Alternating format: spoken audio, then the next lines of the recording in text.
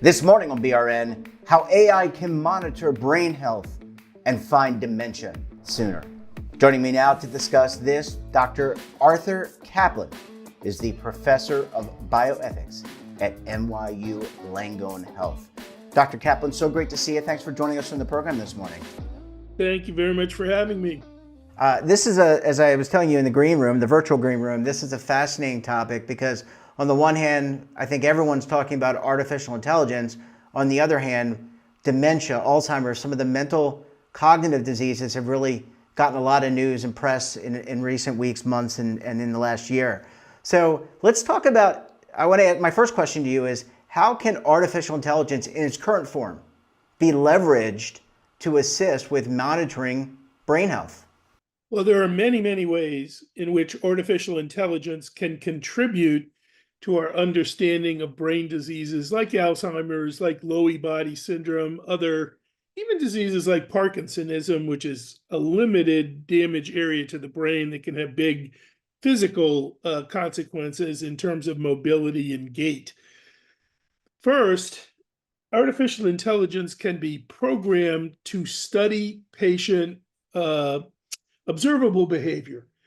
You can take lots of tapes of many people and boil them down and start to say, you know what, there are patterns here that indicate the onset of Alzheimer's, sometimes before human observers would notice, sometimes because you can get a big data set, a library, if you will, of people who are pre-dementia. And doctors, while they see a lot of patients, they don't see the range that AI can see. So contributing just through behavioral diagnosis, which we don't have, which would be wonderful for a variety of reasons to be able to make an early diagnosis earlier, partly for peace of mind, so people would know what's going on or isn't going on for that matter. Secondly, AI can look at brain scans. And while we have brain scans now, they're not really good at picking up sort of the subtle changes in the brain that indicate Alzheimer's. To put it simply, gunk building up in the brain around cells. And that gunk, by the time we can see it, it's usually too late to do anything about it. That's why it's hard to treat Alzheimer's, because you can't diagnose this through the best scans we've got today until the damage is done, or on an autopsy, which is clearly way too late. But if you could get AI to work with much more sensitive scanners, again, you might start to see subtle changes taking place in the brain, and that would allow you to do a couple of things. You might then study those people with new drugs to see if you could slow the process of Alzheimer's. Let me say that again, because by the time we figure out if you have Alzheimer's, you are, in my opinion, not someone we could fix. It's like saying my entire body is shot through with cancer. Let me try some drugs and see if I can cure you. Well, you're not going to do that because the damage is done. Sure. So I mean, this sounds like, again, this is another application of the technology, and you need data. You need to be able to capture the data. Do we have the data sets? I guess, we're talking prospectively, but do we have the data to be able to have the artificial intelligence look through and cull through to make those determinations? So does that exist today, or do we need to build that?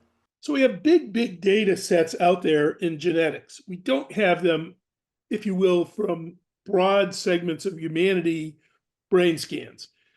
People have brain scans, they get them, but they tend to be stored at individual hospitals, not merged together into sort of worldwide international imagery and data sets. That is something we have to do. One bit of good news, we're mapping the brain. You heard, many of the listeners will have heard, reviewers will have heard that we've mapped the human genome. It's partly true. We haven't mapped it down to the most precise detail, but we have a pretty good map. It's like we do have a street map. I'm not sure we've got a map of the genes that goes house by house. In the brain area, we're just starting to map out the cities.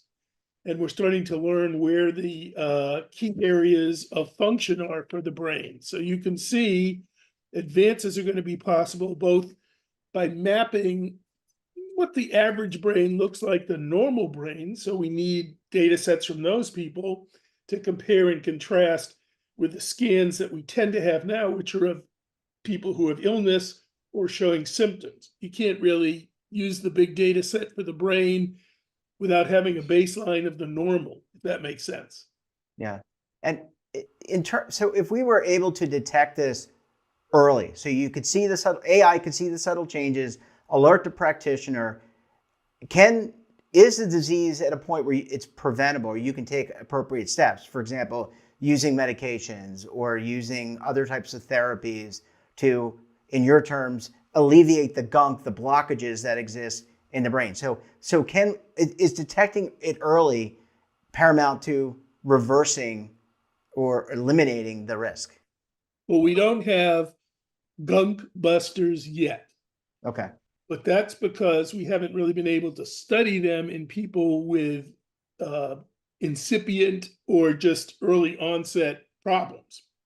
When you identify those people, you put them in trials, you put your drug development there, you stop trying to do things that reverse Alzheimer's because that's proven to be futile. Basically, it Hmm. hasn't worked. All the drug claims that are out there now, I'm not persuaded that there's anything that's of any real value to anybody. You might get something that slows the process down a little bit in a severely impacted person for months, but that doesn't do you much good.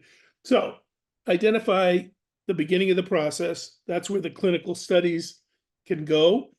And I'll be optimistic. I have no doubt if we can identify that group using sophisticated scanning plus AI to analyze vast volumes of data on the normal and the people who are becoming sick, we will get drugs that slow that process. Now, maybe, people are always saying next year, 2 years. Well, this is probably a 7 or 8 year project. It's not next year, but it is. I have a lot of faith that if you could just get the disease at its early stages and figure out who's got it, that's where the studies will deliver.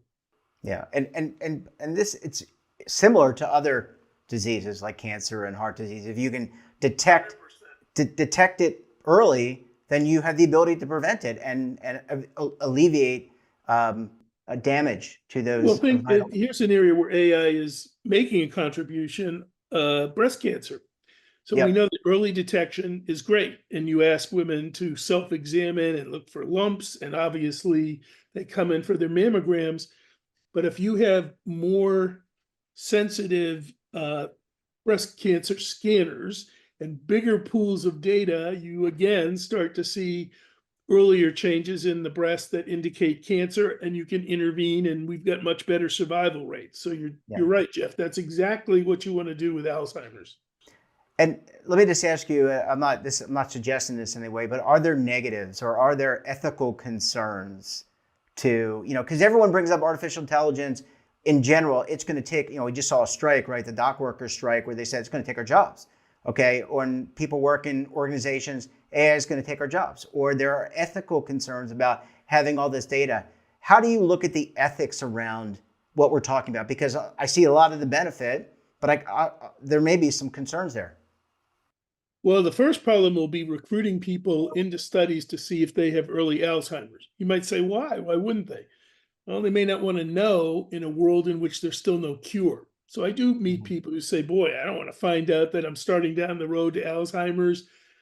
It's great. I hope science finds an answer, but I don't want to live my life that way. So I'm Mhm. not going to sign up for that. I don't want to do that. It's going to freak me out. I'll have this from the Greek days, sword of Damocles hanging over my head all the time. Is it tomorrow that I'm not going to be able to function? So there's that. Yeah. Second is who owns the data. It would be great if we had publicly accessible, huge databases with everybody contributing their data. There's a lot of private equity, there's a lot of for profit healthcare that looks at that and says that's going to be very profitable. We're going to own that data. You want to use it to find cures? Pay us. Yep. Well, a lot of the people who had the scans paid for them because they were trying to figure out what was wrong with them. And it seems that asking them to pay twice is a little bit much. Third is the price of what it's going to cost. All this scanning in AI is not cheap. Takes a lot of technical expertise, takes a lot of machinery. By the way, it takes a lot of power. There's a push in some ways to bring back nuclear power because AI and the computers behind it in the cloud are sucking up so much electricity that we can't power what we need. So these are costs and they have to be shared. But in the American healthcare system, it's usually the rich who get benefits far more quickly than the poor. But Alzheimer's doesn't discriminate, so you have an equity issue. Are we really going to go through a system where for 10 years, the rich are getting the first identified cures, the poor are just waiting? Yeah, I mean, this is analogous to so many other aspects of AI and data. Probably more to come in terms of how that all kind of sorts itself out in terms of privacy. Dr. Caplan, we're going to have to leave it there. Great to meet you. Great to see you. Thanks so much for joining us, and we look forward to having you back on the program again very soon. My pleasure. Thank you. And don't forget to subscribe to our daily newsletter, The Morning Pulse, for all the news in one place. Details, of course, at our website. And we're back again tomorrow for another edition of BRN. Until then, I'm Jeff Snyder. Stay safe, keep on saving, and don't forget, roll with the changes.